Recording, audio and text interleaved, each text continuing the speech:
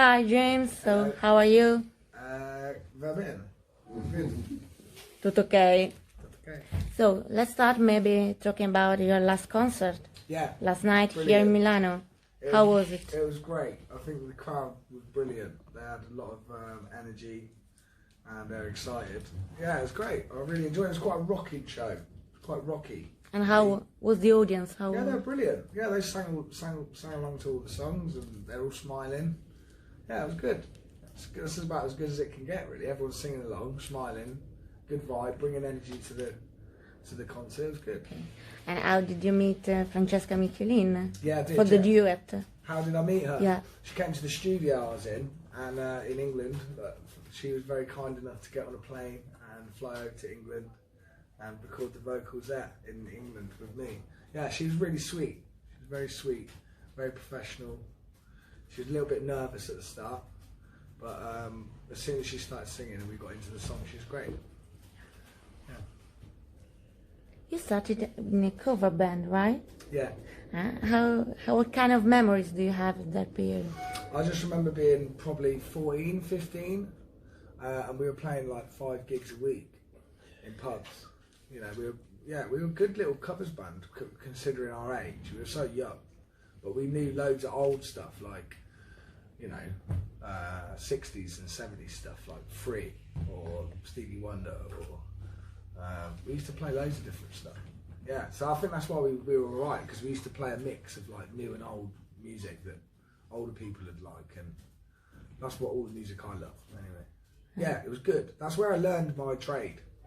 It's doing gigs when I was in a school band and open mics and busking on the street. And after this single, are you working on something new as an album? Yeah. I've been writing in between touring, so I'm going to try and get something out next year, depending on the material. Really, I just want to keep the material at a high level, but also keep the output on a good flow as well.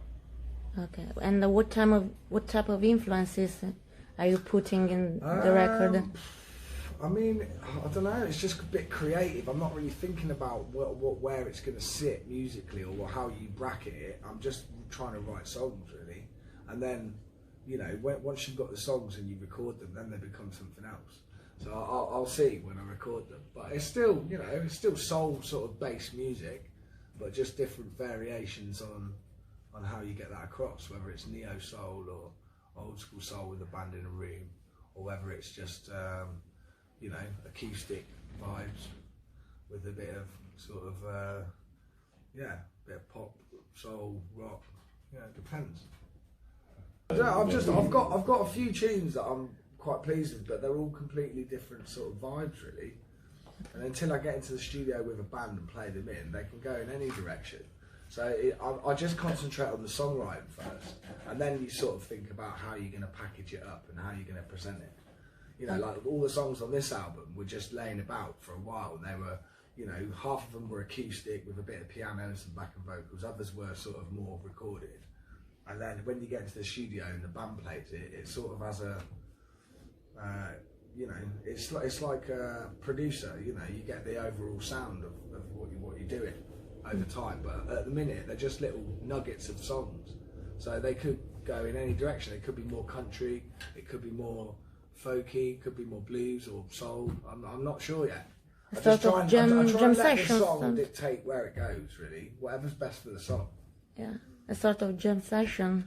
Yeah, well, not a jam session, no, but you know, a focused songwriting session, and then you sort of think about how you want to present it.